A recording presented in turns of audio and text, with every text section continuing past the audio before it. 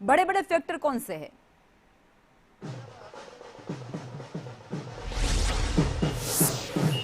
देखिए, अगर फैक्टर की बात करें तो पश्चिम बंगाल के चुनाव में जो सबसे उसका मुख्य चेहरा होता था हिंसा, और उस हिंसा के लिए भारतीय जनता पार्टी ने जोर शोर से अपने कैंपेन का हिस्सा बनाया था। यहाँ तक कि जब पश्चिम बंगाल में चुनाव हुआ तो छिटपुट अगर घटनाओं को अगर छोड़ दिया जाए तो वहाँ पे हिंसा की घटनाएं लगभग न के बराबर हुई। अमूमन उसको पश्चिम बंगाल के चुनाव को माना जाता था कि वहाँ पे खून खराबा देखने को मिलता है, लेकिन इस बार खून खराबा वहाँ पे देखने को नहीं मिला। तो भारतीय जनता पार्टी ने इस चीज को मुद्दा बनाया कि अगर भारतीय जनता पार्टी की सरकार वहाँ पे आती है तो लोगों को हिंसा मुक्त समाज दिया जाएगा। वहीं दूसरी तरफ अगर बात करें तो घुसपैठिया एक बड़ा मुद्दा बनाया गया था भारतीय जनता पार्टी की तरफ से, जिसको ये कहा गया था कि अगर भारतीय जनता पार्टी की वहां सरकार बनेगी तो जो फेंसिंग होती है बांग्लादेश के बॉर्डर पे वो करेगी और किसी भी घुसपैठिया को नहीं आने दिया जाएगा। जबकि ममता बनर्जी की तरफ से ये आरोप लगाया गया कि जो आम लोग हैं, बंगाली लोग हैं, मुस्लिम समाज के लोग हैं, उनको जानबूझ के टारगेट करने की कोशिश की जा रही है। और एसआईआर को भी ममता बनर्जी ने अपना मुद्दा बनाया था और ये कहा था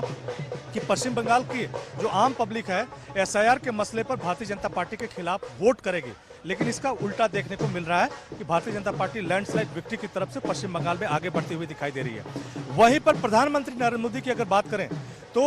भारतीय जनता पार्टी ने न सिर्फ गली गली में आम भारतीय जनता पार्टी के कार्यकर्ताओं को उतारा था, बल्कि जो बड़े लीडर हैं, मंत्री हैं, अलग अलग राज्यों के जो बड़े लीडर हैं, उन सभी को पश्चिम बंगाल के चुनाव में लगाया था और पूरे चुनाव को इस तरह से लड़ा था जैसे कोई लोकल बॉडी का चुनाव होता है। इस तरह से एक बड़ा बड़ा नेता जो वहां की गलियों की खाक छानता हुआ नजर आया था। यहां तक कि अमित शाह जो है वो लगातार वहां पे कैंप करके हफ्तों दर हफ्तों वहां पर न सिर्फ रैलियां करते थे, रोड शो करते थे, आम लोगों से कनेक्ट करने की कोशिश करते थे, बल्कि भारतीय जनता पार्टी का जो मैनिफेस्टो है उसको लोगों के बीच पहुंचाने की कोशिश करते थे। वहीं पर प्रधानमंत्री नरेंद्र मोदी भी आम लोगों से अपना कनेक्ट दिखाने के लिए न सिर्फ वहां पे एक दुकान पे जाकर के झालमुड़ी खाई, बल्कि झालमुड़ी वाले से जिस तरह से संवाद किया और ये बताने की कोशिश की कि किस तरह से भारतीय जनता पार्टी बंगाल के लिए बाहरी नहीं बल्कि फैमिलियर है और उसकी कल्चर और संस्कृति को पूरी तौर पे प्यार करती है, और खास करके उसका जो एजेंडा है कि किस तरह से घुसपैठ को यहाँ पे रोका जाए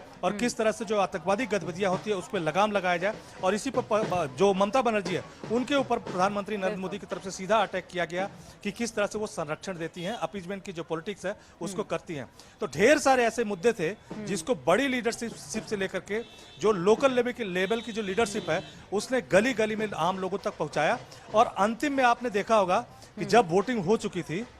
तो कुछ टीएमसी के लुम्पन एलिमेंट की तरफ से 8-10 जो लोग थे किसी मोहल्ले में जाकर के उनको मारने पीटने की कोशिश की, तो हजारों की संख्या में लोग निकल के आए और उनकी तरफ से ये कहा गया कि हमने चूंकि बीजेपी को वोट दिया है इसलिए हमें टीएमसी के गुंडे मारने के लिए आए हैं। तो जो हजारों लोग निकले वो कहीं ना कहीं एक संकेत था कि जो अराजकता है खास करके टीएमसी के शासन में उससे लोग मुक्ति चाहते हैं। तो कहीं ना कहीं यही सब एक मुद्दे थे जो पश्चिम बंगाल में कहीं कहीं भारतीय जनता पार्टी को लीड करते हुए दिखाई दे रहे हैं। ये सारे जीत के फैक्टर है, लेकिन हारे वहां पे मंथन करना भी होगा बीजेपी को। आप जुड़े, धन्यवाद।